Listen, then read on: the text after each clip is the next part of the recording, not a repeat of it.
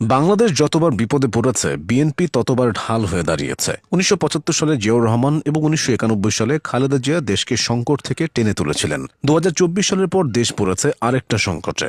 এখন তাদের ছেলে তারেক রহমানের কাঁধে গুরুদায়িত্ব। তারেক রহমান সেটা কতটা করতে পারবে তা সময় বলে দেবে। তবে জিয়াউর রহমান ও খালেদা জিয়া পেরেছিলেন। তারা ও তাদের দল বিএনপি কিভাবে বারবার দেশের সংকটে নেতৃত্ব দিয়েছে সে ব্যাপারে জেনে নেওয়া যাক। ১৯৭৫ সালে দেশে বাকশাল কায়েম করার মাধ্যমে গণতন্ত্রের কবর রচিত হয়েছিল। সে বছর নানা ক্ষোভ আর অসন্তোষের মাঝে ১৫ আগস্ট শেখ মুজিবুর রহমানকে সপরিবারে শেষ করে দেওয়া হয়। কিন্তু এতে সংকট আরও বাড়ে। বাংলাদেশে তৎকালীন রাজনীতি ও সেনাবাহিনীতে নানা অঘটন এবং চরম বিশৃঙ্খলা তৈরি হয়। নেতৃত্ব সংকটের ওই সময় আলোর দিশারি হয়ে আসেন জিয়াউর রহমান। সামরিকভাবে আসলেও জিয়াউর রহমান ক্ষমতায় ছিলেন জনগণের নেতা হয়ে। ১৯৭৭ সালের ২১ এপ্রিল তিনি আনুষ্ঠানিকভাবে বাংলাদেশের রাষ্ট্রপতির পদে অধিষ্ঠিত হন। ক্ষমতা এসেই তিনি অনেকগুলো পরিকল্পনা হাতে নিয়েছিলেন। প্রথমত, সামরিক শাসনের বৃত্ত থেকে নিজেকে বের করে এনেছিলেন। বিএনপি সৃষ্টির পাশাপাশি তিনি দেশে বহুদলীয় রাজনীতির সূচনা করেছিলেন। তার আমলেই দেশে ধর্মীয় রাজনীতির উদ্ভব ঘটে। ফলে জামায়াতে ইসলামীও রাজনীতির মাঠে সক্রিয় হয়। ফিরে আসে আওয়ামী লীগ। রাজনীতির পাশাপাশি অন্যান্য দিকেও জিয়াউর রহমান ও তার দল বিএনপির মনোযোগ ছিল।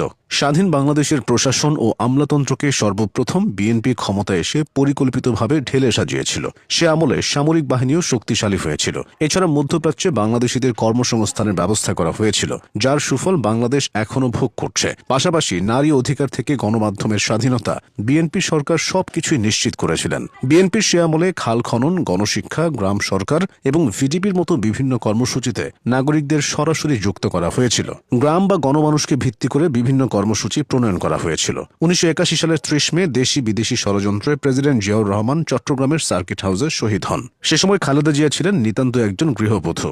২ সন্তানকে নিয়ে তখন ঢাকা সেনানিবাসে অবস্থান করছিলেন খালেদা জিয়া। রাজনৈতিক দল হিসেবে বিএনপি তখন বিপর্যস্ত এবং দিশেহারা। বিএনপির সাথে বাংলাদেশও নতুন করে নেতৃত্ব সংকটে পড়ে। আওয়ামী লীগ তখন খুব বেশি শক্ত অবস্থায় ছিল না।